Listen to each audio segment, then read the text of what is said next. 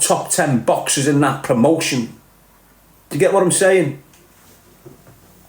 And who are you to tell me that these are the top 10 boxers in my world? I'll decide who the top 10 boxers are in my world. And that list looks nothing like my list. Same with all yous, isn't it? Their top 10 boxers is nothing like your top 10 boxers, is it? Think about what I'm saying to you, like. Right, if you could sit there now and say my top 10 boxers, if you're well into boxing, say you had Brendan Ingle sitting there and said, right, the top 10 boxers in the country right now, be completely different from that list, that top rank of whoever's bringing up. Completely different.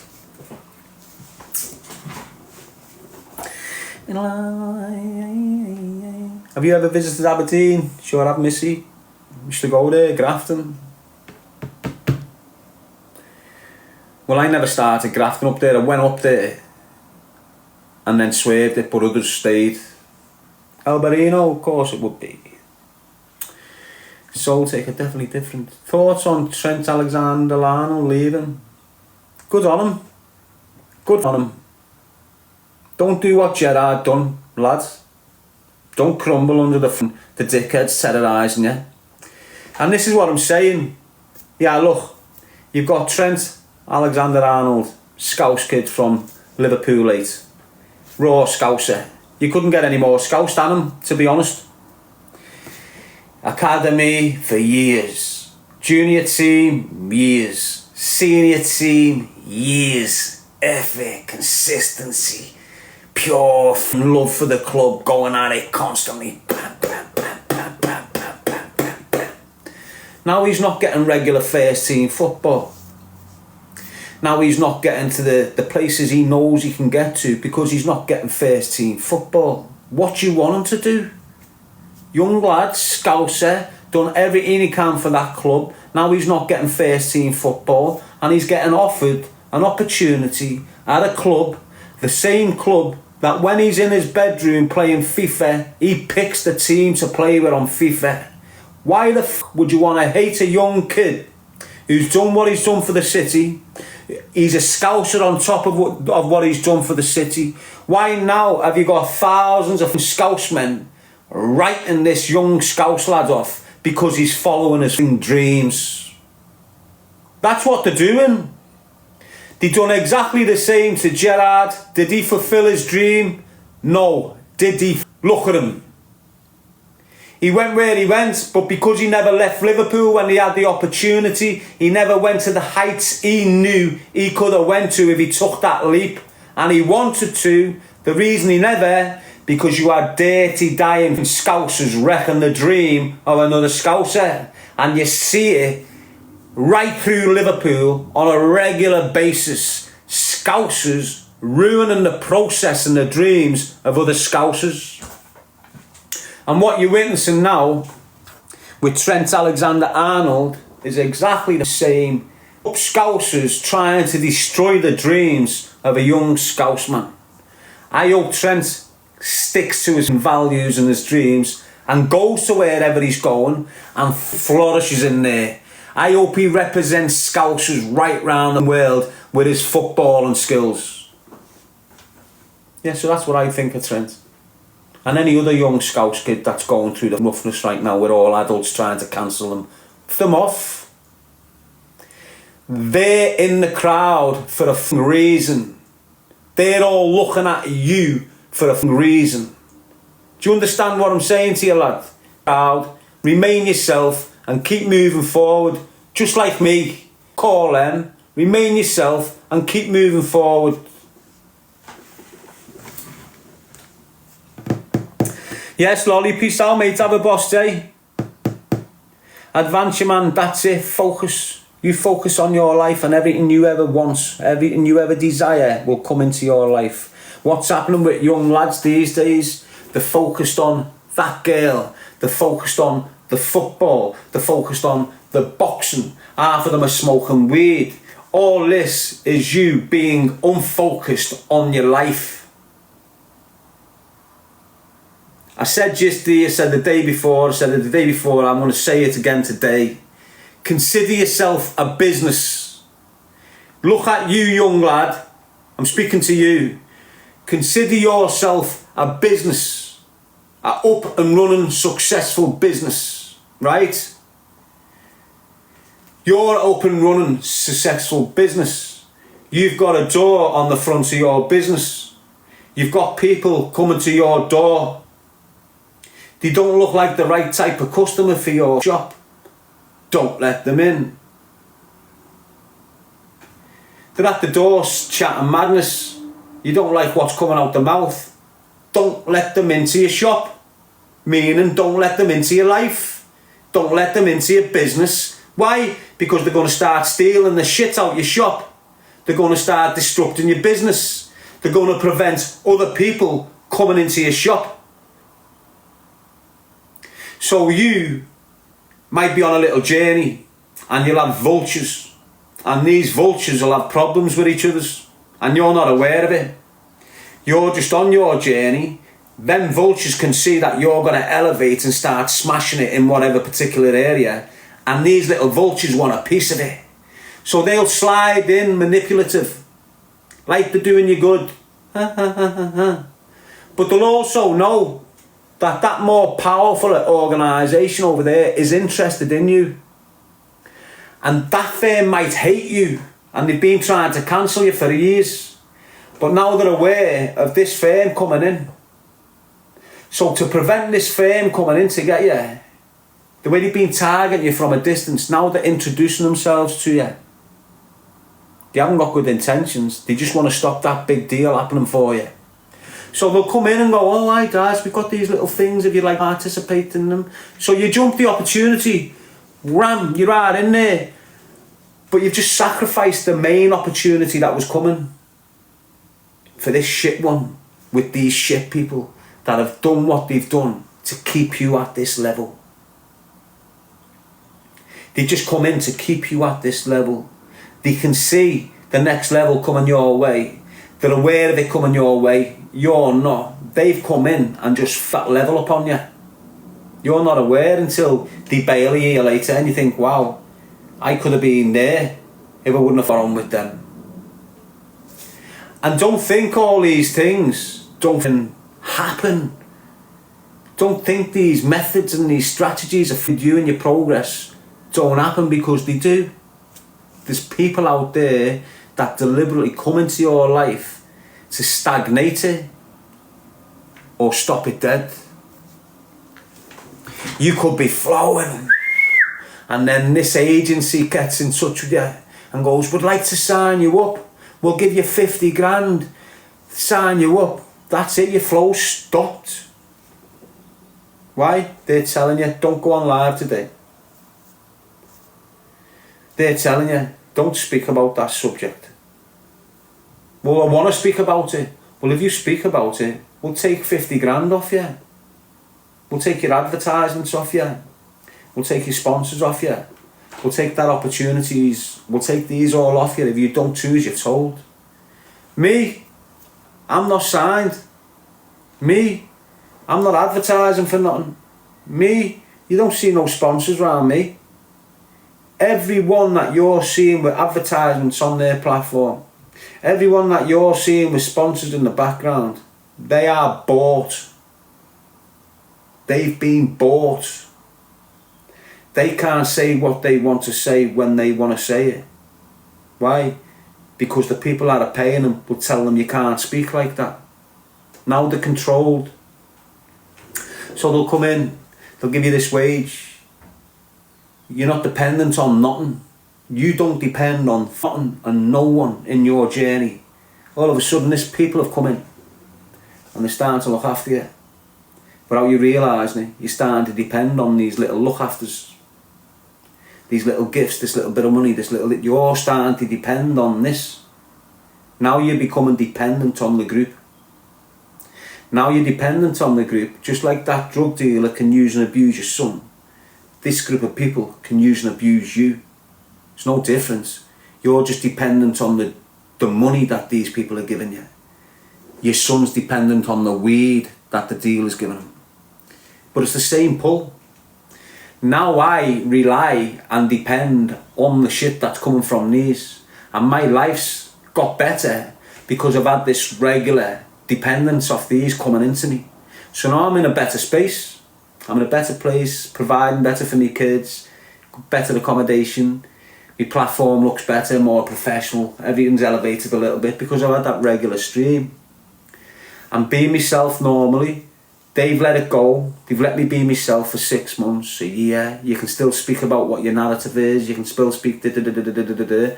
And then once they fully understand you're dependable on them, then you can start going, stop talking about knife crime, Darren. Well, why? Your sponsors and your advertisers are getting a little bit, and they're talking about pulling your money. So you automatically think, well, if they pull that money, then I can't do that with my kids no more, and I can't get this no more, and I can't get that no more. So you, because you're dependent on this, bow down. Okay, I won't speak like this. So you'll see an influencer that's on point, you know, making awareness about all the valid things within our communities, the grooming gangs, the drugs, all this mad shit. You'll see him going deep on it. You'll get an advertisement, a sponsor, and then a year later, he won't even mention it when he's encouraged to do so. Why? Because he's been told to shut his mouth. And it's the same with all your sports stars and all them types of people. Look how many murders are in the city of Liverpool of young lads to do with organised crime groups, right? Now look how many iconic celebrity football type individuals and actors and all this sort of shit we've got in the city of Liverpool, right? Not one of them over 20 years has screamed at the top of the lungs about the gun murders in the city of Liverpool. Not one of them. And they'll come on camera and go, I'm Liverpool to the core. I'm Liverpool, I'm a Scouser, I represent Liverpool, rah, rah, rah, rah. But they will not open their mouth on knife crime, on the drug dealers, on the murders by drug dealers, on the organised crime groups. Why? Because the sponsors are telling them, shut up. They're all bought. I'm not bought. I can scream what the friend wants. They would scream the shit I'm screaming. They can't because they lose the money. Do you get what I'm saying? That's what it is. So when you're seeing Paddy and he's addressing daft shit, why isn't he influencing the kids to stay away from drug dealing? Why isn't it people like Paddy Pimblett, Fury, all these so-called big, empathic, caring scousers? Why aren't they screaming at the kids, stop dealing drugs? They've got a bigger platform than me. Do you want to know why? Because most of his friends deal drugs. And it's just fact, it's not me hating. There's reasons why people aren't screaming about certain subjects in the city when they've got the platform and the following to do so. Yeah, look at me with a little 1,000 youth following me. I'm screaming, choose a life, not a knife. Stay away from drugs, stay away from this. And I'm impacting on their lives. You know, some of them aren't going into crime, some of them aren't dealing, some of them are getting work.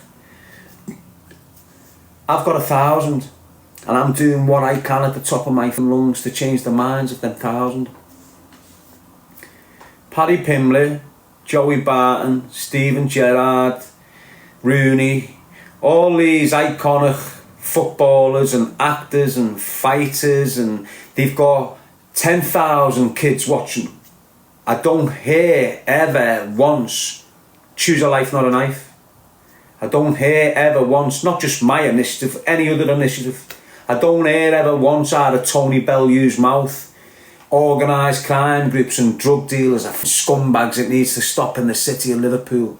There's a reason why all these big Liverpool, I love Liverpool, I love the kids of Liverpool, I want Liverpool to be very successful. There's a reason why all these millionaire scousers are not chatting anything to do with the protection of the kids right now.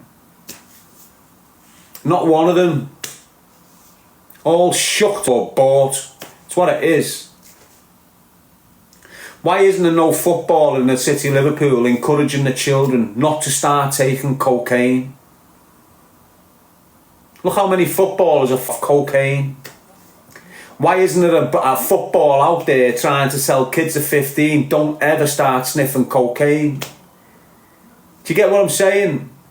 Why isn't there a Gerrard, a Carragher, a Johnny Barnes, a John Aldous and a Ian Rush standing on a stage screaming, hey children, don't participate in knife crime, don't participate in drug dealing and organised crime, it's very bad for you. Why are they not doing that? What's the reason these aren't doing that? Tell me, because I'm shocked. Why have you got to get ex-criminals, ex-gangsters, ex-violent men from the city of Liverpool to change their lives and then start preaching at the kids to not pick up guns, not deal drugs, don't batter women? Why are all these big millionaire scousers relying on convicts to fix the city? Because that's what they're doing. Their mouths can reach 50,000 juveniles in the city of Liverpool the minute they open the gobs. So why aren't they opening it with something constructive coming out of it? Why aren't they doing it? Where's your empathy to the children in the city? What do you mean I give 40 grand to a charity? Do you? 28 grand of that 40 has gone into the pocket of that CEO. Why didn't you put that 40 grand and bang 5 grand into that food bank, 10 grand into that community centre, 10 grand into that woman's refuge there that hasn't got a couch to sit on? Why do you want to go and put it in that dickhead's wages? They're all horrible. They're all horrible, mate. They don't love Liverpool. They thrive on the identity of Liverpool. And you've got a lot of people like that. I'm Liverpool, I'm Liverpool, I'm Liverpool. Yeah, but you won't even consider protecting the kids on your own street. But you're trying to make the world think that you're a real Scouser. You supporting Liverpool doesn't make you a real Scouser. Liverpool Football Club doesn't represent Liverpool football, doesn't represent Liverpool City. Everton Football Club doesn't ever represent Liverpool City. The football clubs don't represent your cities the way they used to before they became corporations. Before your game became corporate, before football became corporate, every seat at Anfield's ground would be a Scouser. The minute it became corporate, 50% of them Scousers could not afford to go a match now.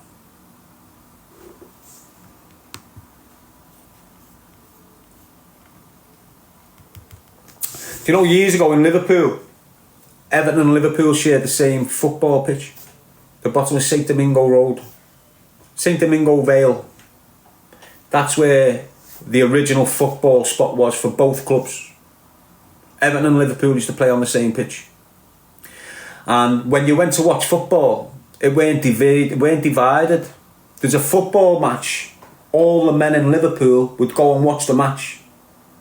The corporates got in. All of a sudden, we've got opponents. We've got enemies now. Who? The men of Liverpool who wear blue against the men of Liverpool who wear red. Now we're at war with each other. Now we're developing these things called hooliganism. Now we're developing these things where we're clashing with each other. And these are men of Liverpool gouging each other's eyes out, breaking each other's jaws. Weren't like that before the corporates got hold of football. It was unity at its finest before the corporations got in there. And that's what they done.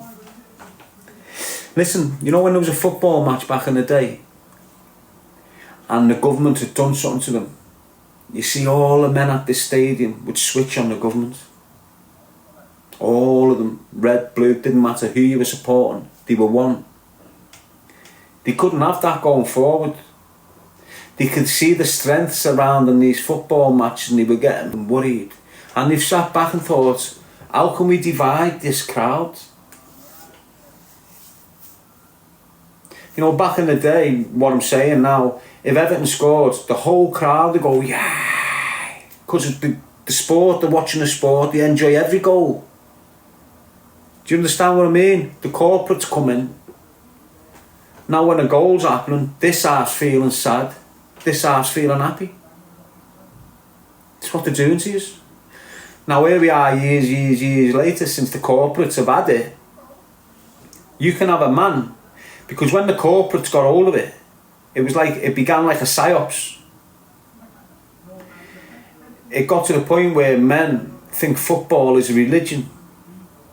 They sacrificed the religion and took football on. And this is the psyops. This is what they wanted you to do. This is them creating the division that they need going forward, because they can't have 200,000 men all happy with each other on that park watching that one game, cheering for each other, and when the police come, them 200,000 are turning on them and going, hang on, shouldn't you leave before you get hurt? They can't have that going forward. So they've sat back, they've had the relevant people involved and went, right, we can divide this by this.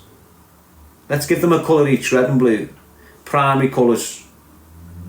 What you see everywhere. When you're looking at division, when you're looking at competition, when you're looking at your opponents, when you're looking at everything in the world that's against each other, what's the colour of them? Labour, red. Conservative, blue. There's the first division straight away. So half of the city support Conservative and half the city support Labour. There's us as a city divided already. That's just one little element of their business. That's dividing us. Okay, let's divide them further. Red and blue, Everton and Liverpool. You need to support one or the other. So let's say you support Everton but support Labour. Do you understand what I'm saying? You're divided twice there. So you're divided from them people that support Liverpool, and you're divided from them people that support Conservative. How's this unity? What do they say in football? Football brings the world together. Doesn't it divide us? It divides us as communities, divides us as cities, and divides us as country. And then it divides us as worlds. There's no unity when you're competing. So let's look at a community basis football. Back in the day when it was harsh, you would have an Everton supporter there on your estate fighting with a Liverpool supporter here. That's division. If you don't know what division is, that's division. Okay, now we're growing up. I'm already seeing kids scrapping. 6 and 7, 8. Why? Because dad has told their son, you're an Everton supporter. You as a dad making your kid support Everton, you're isolating them. You making your son support a football club, you're isolating them. You just haven't realised it yet. If your kid's not caught up in this division, imagine what he could be doing.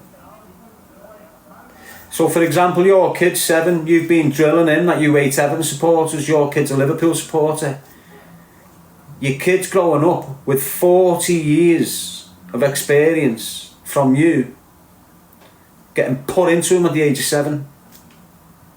So you've developed this passionate hatred towards Everton over 30, 40 years. And your hatred towards Everton is at its potentest right now. You're given that hatred that you developed over 30 years. You're giving your child it in one seed. Bang.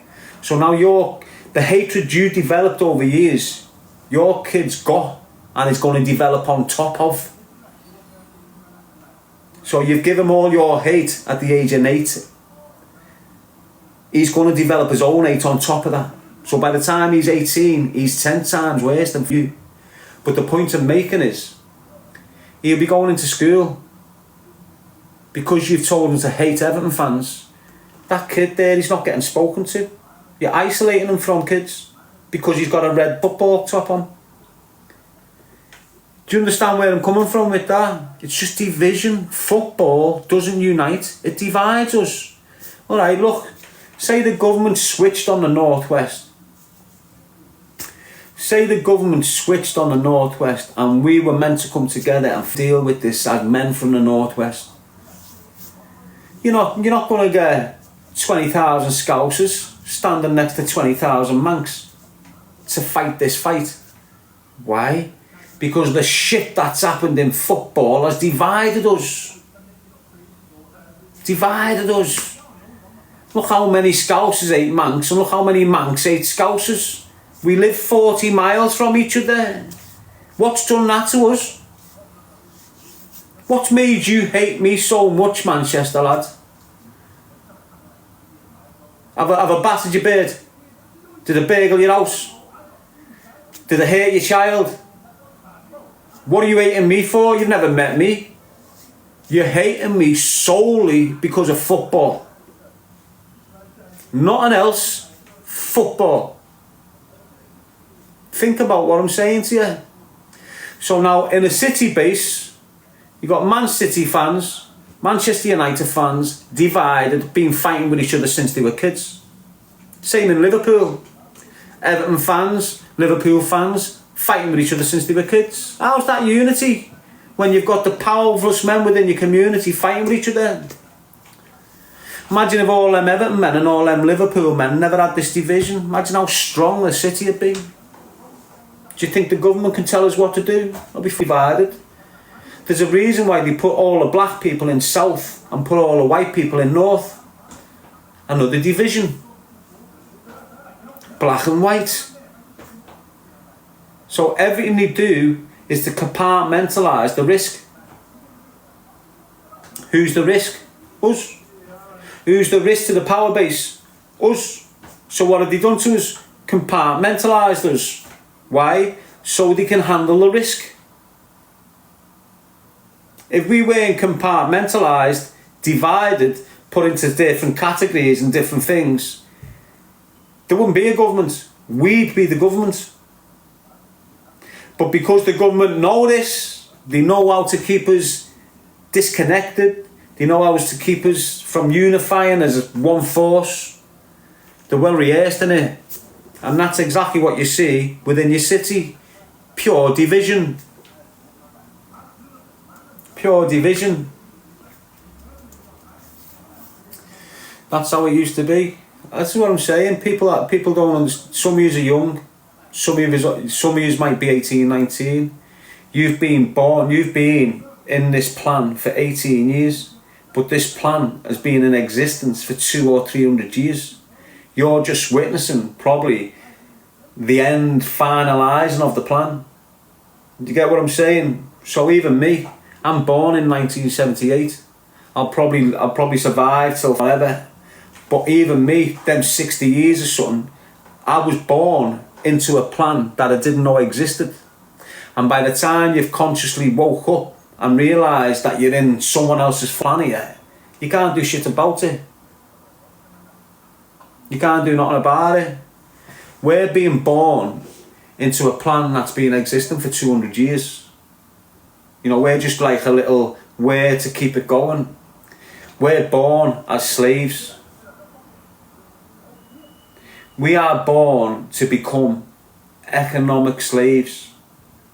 And what you look at in our communities is economic slaves. That's why people get put on benefits. You know, we are subjects. We are owned. We're owned by a slave master. Just because you're not getting whipped, just because you're not over there and doing all mad things, doesn't mean you're not controlled by your slave master. And when you're seeing all these immigrants coming in, that's your slave master buying immigrants. Yeah, it looks like they're just coming in free willy-nilly, but it's not. It's all done this. It's an economic slave trade, trust me. And all of us are caught up in it, you don't realise it. Alright, you're not a slave trade, you've been working since you were 16. Where's most of your money gone? To your slave master. You've been working hard all your life. You're about to die. You've got £1 million in your bank. Where's it going? It's not going to your kids. It's going to your slave master. Your birth certificate is your slave master's registration form for you.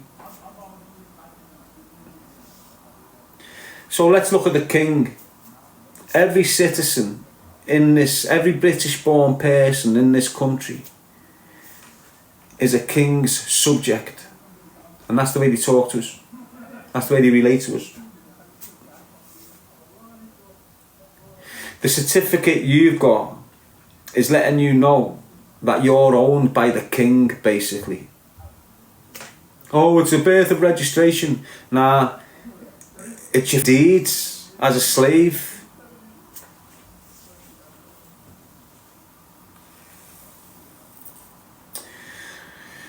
Not my king. You think that.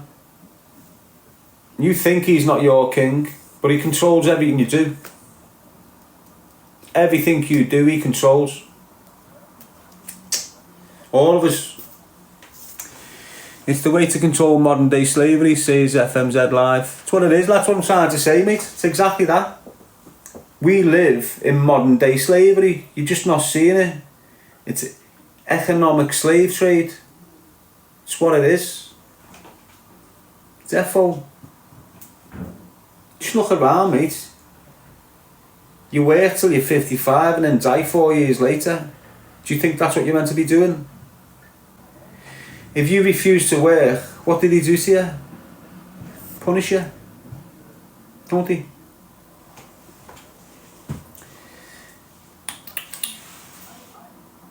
Just have a little think about it. You know, go and have a little think. It's alright. It doesn't have to be bang on the money, but at least you can open your mind. You know, broaden your horizons. Become optimistic a little bit more.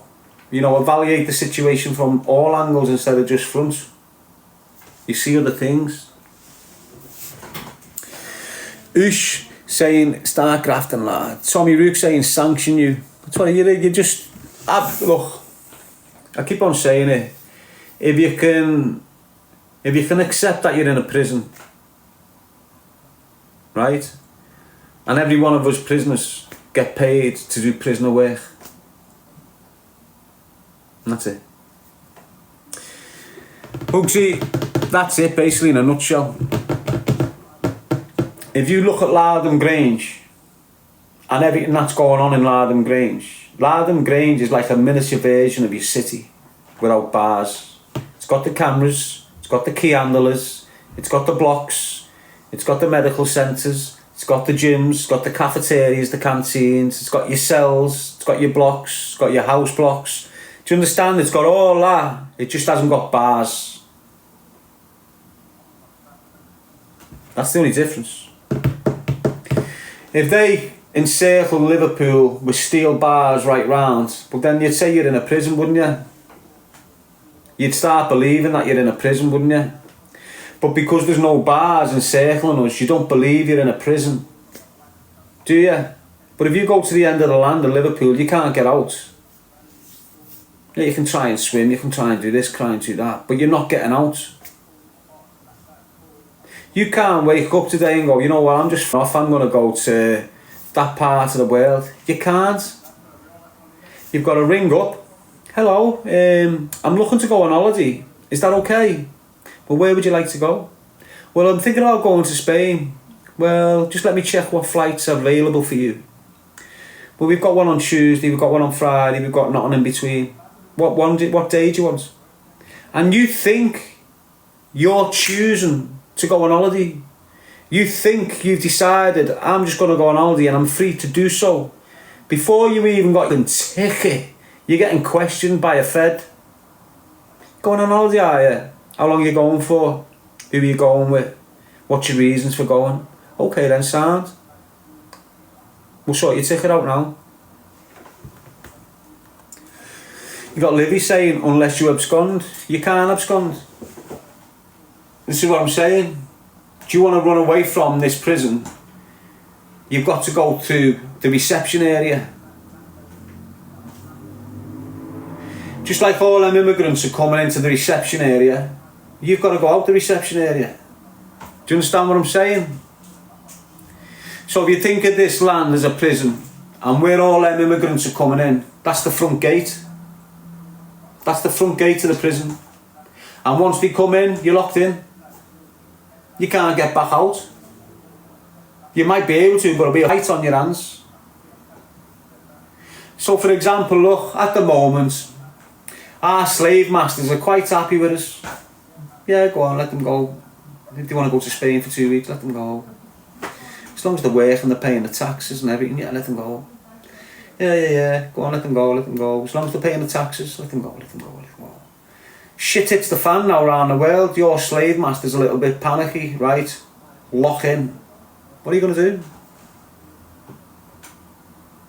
What are you going to do when the master shuts the borders, stops all boats on the waters, locks you on this island and you cannot get out? Will you realise it's a prison then? Do you reckon? Will you start sitting there thinking, oh shit, we're locked in now, this is like prison? Why aren't you thinking that way already? Why aren't you already in that space knowing what can go wrong? I'm there. That's why I'm speaking on it. We're in an open air prison and no one's seeing it for some reason. We've been encouraged to think that we're free, that we've got freedom of speech, that we've got freedom of choice, that we've got freedom of movement. We haven't got none of that. So are you free?